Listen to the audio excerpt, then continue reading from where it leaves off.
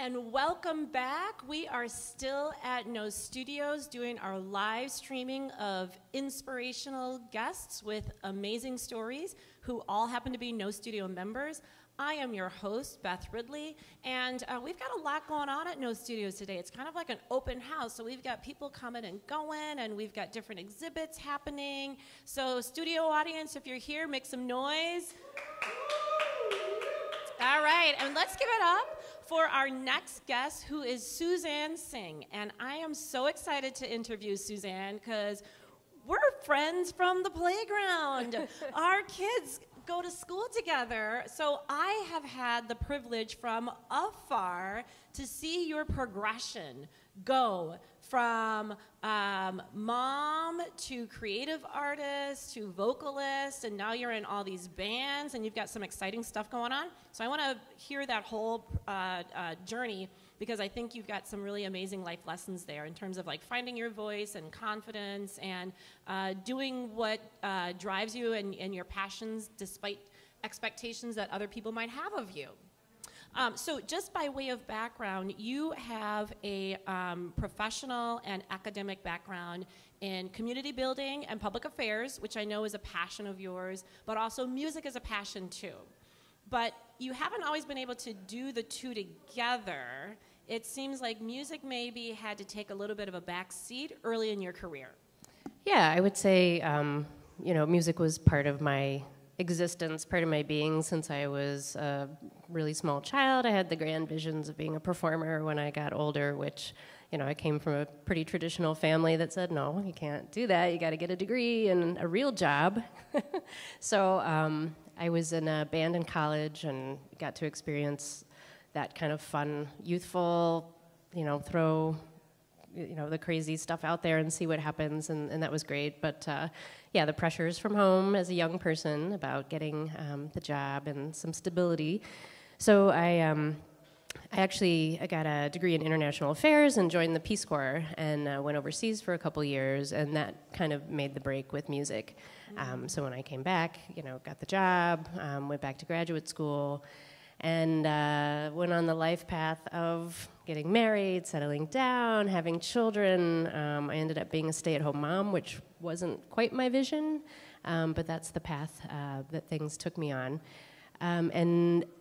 Although I still loved music so much, there didn't seem to be a way to live in both those worlds at the same time. Mm-hmm. You know, I felt a lot of shoulds in my life. You know, suburban moms aren't rock stars. You know, they stay at home and they take care of their children. So I had a lot of those shoulds in my head for a really long time. And then when we moved to Milwaukee, that's when I met you about 10 years ago, and got engaged in some music at our kids' school, started a variety show, and watching these young people finding their passion and reminding me that that's where I came from. You know, the young girls that get on the stage for the first time and they're so nervous and they just need someone to say, it's okay to move, it's okay to feel it, it's okay to be yourself on the stage. And it reminded me so much of myself. And then my son ended up getting into music, performing around town, and at some point I realized, why can't I do this? You know, I'm watching him perform at Summerfest and Summer Solstice and all these amazing festivals in town. And really feeling like that was missing in my life. You know, it's funny because I think that happens a lot. I see the same thing with my kids. They're doing things and they're being really courageous, and I find that a lot of times I give them advice like, hey, just try, you never know, you know, do what makes you happy, and then I have to decide, oh, am I actually applying that to my life or not? Right. So at some point you did get the courage, or was there just like a point where you were just like, you know what, I'm gonna go for it? You know, it's interesting. I would say the turning point, as soon as we moved here, I started volunteering at Radio Milwaukee. And I loved that it was music that I enjoyed, but they also had a very strong community commitment and trying to find creative ways to bring the city together. And music is a great common denominator for people of all walks of life from different backgrounds. You can get together and enjoy the same music and have the same appreciation.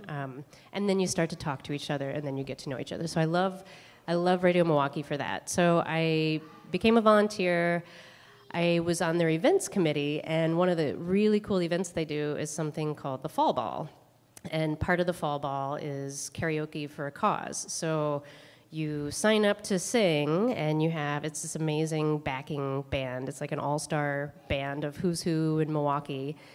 And you perform, and I saw people do that, and I thought, I want to do that. Like, why can't I do that again? Yeah. So that was my inspiration. After the first one, I said, I got a year. I'm going to work on a song. I'm going to see if it's still fun. And I went to a vocal coach that my son was familiar with, and he is now my singing partner in one of the bands. But it was an amazing experience, and I needed, just like I was telling these young girls, you can do this, just, embrace the music, embrace the stage, just do it. He was telling me, you got it, you just got to go for it and do something.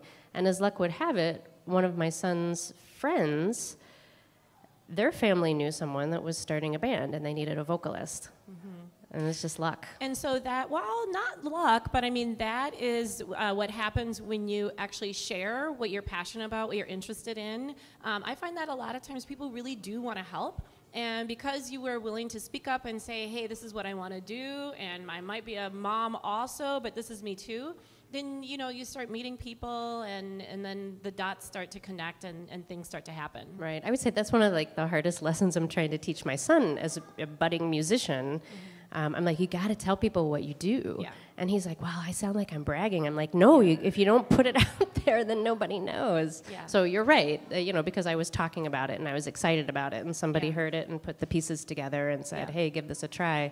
But it was kind of crazy because, again, here's where the two worlds collide is, here I have to be a respectable suburban mother of three, and I'm going to meet these guys in somebody's basement that I don't know. I mean, it's like college behavior, college life coming out of, a 46-year-old at the time. So now let's talk about that a little bit, because I do think that's sort of an interesting part of your experience, in the sense that, well, okay, let's just call it what it is. We live in a more traditional, somewhat conservative neighborhood, right? And so you don't see people, dressed, you don't see rock stars walking down the street, right? But you now sort of have, I don't want to say dual personalities because it's all you, but how did you gain the confidence to have more of the musician you come out, so it didn't feel like you were being one person during the day and then you were another person when you're meeting your music friends in their basement? Yeah, and that took a while to get comfortable with that role and that persona. I think because I had done the production at the school, people knew that I had some kind of music background, but people didn't really know. I mean, I became the doctor's wife, so nobody knew anything about my past or any of my accomplishments or anything I had done in my past life. Yeah. So it wasn't until I really started songwriting, and again, it's like, well, I don't want to write about that, because if we put it out in the world, is somebody going to say something to my kids? So it was always this kind of pulling back, or I don't want to go crazy on stage because what if my kids' friends see it? Right. Your mom's crazy. Right. But at some point, I just realized this is I'm a much better performer if I can feel it. And if I can just let it go, and I did become a better performer. And I would say probably a better mom, too. Yeah, probably. Because you're fueling something that is actually important to you. So you got to tell me, how are the kids loving this, having a famous mom?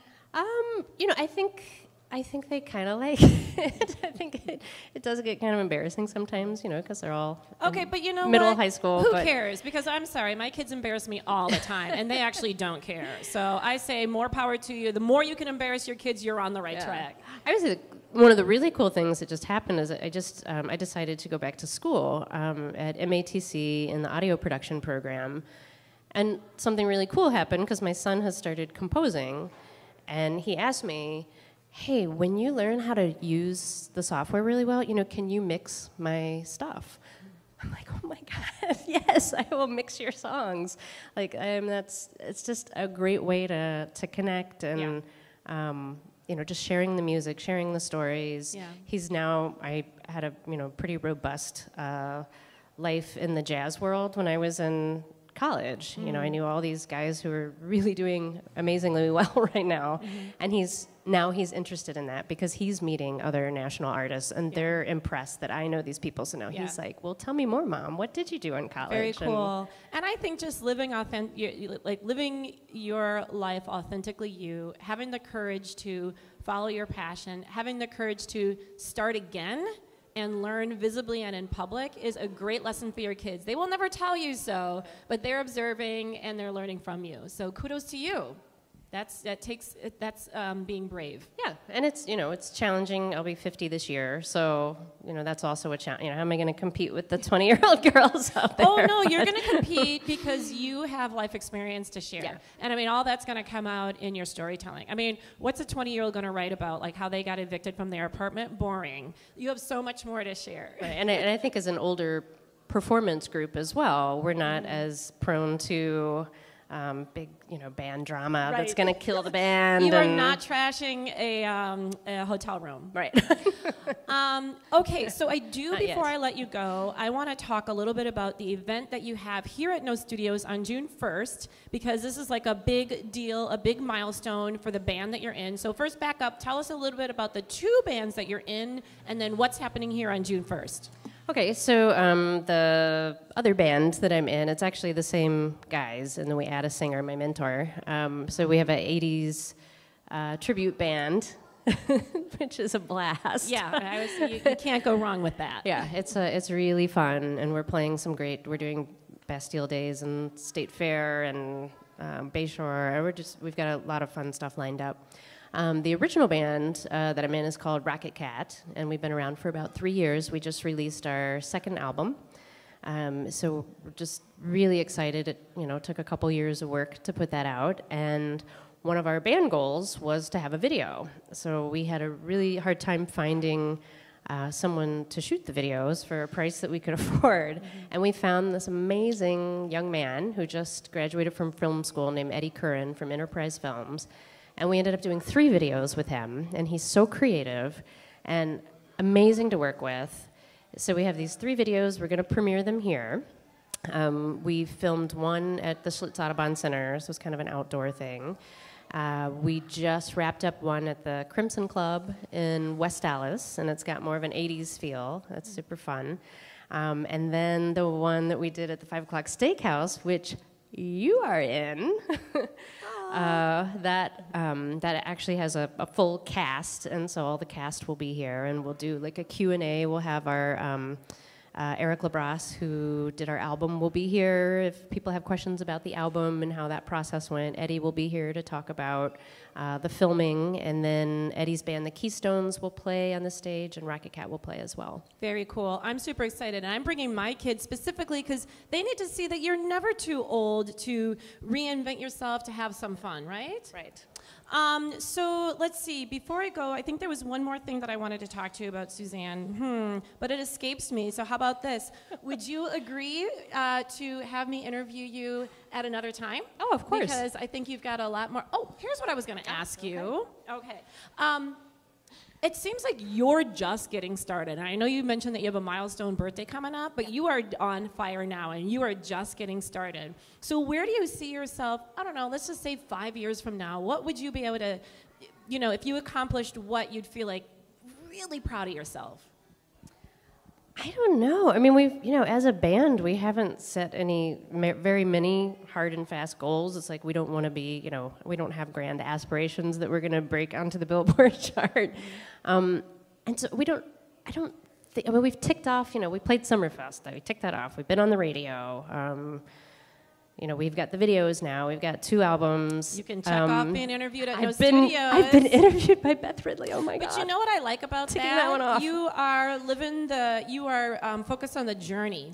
Exactly. And not overly focused on the outcome. Right. And for us, I think all 4 of us in Rocket Cat, the one thing we do agree on as far as goals are is we want to have fun. Yeah. We want to keep learning. We want to keep doing stuff we've never done before. Like the videos was amazing. How do you do a video? You got to write a story. You got to figure out props and how, location, and there's so much work involved with that. So we all learned from that process. Yeah. So now it's like, well, what else do we want to learn? Yeah, and I think that's the beauty of reinventing yourself at an older age, that you do, maybe you're not so focused on the outcome or winning or success, but you're enjoying the experience, you're open to learning, because you sort of know what life is about a little bit, and you know that this is like a really precious point in your life when the kids are a little bit older, you have more time for yourself, you can focus on these things. So why not enjoy the day-to-day? Why not enjoy the process instead of worrying about if you're going to get a Grammy or not?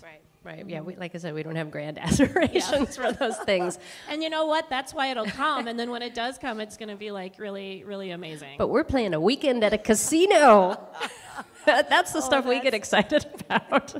Be at a casino for a weekend. That'll be a blast. I love it. Well, Suzzane, thank you so much for spending time with us. I wish you all the success in the world. Thank you. I should say continued success.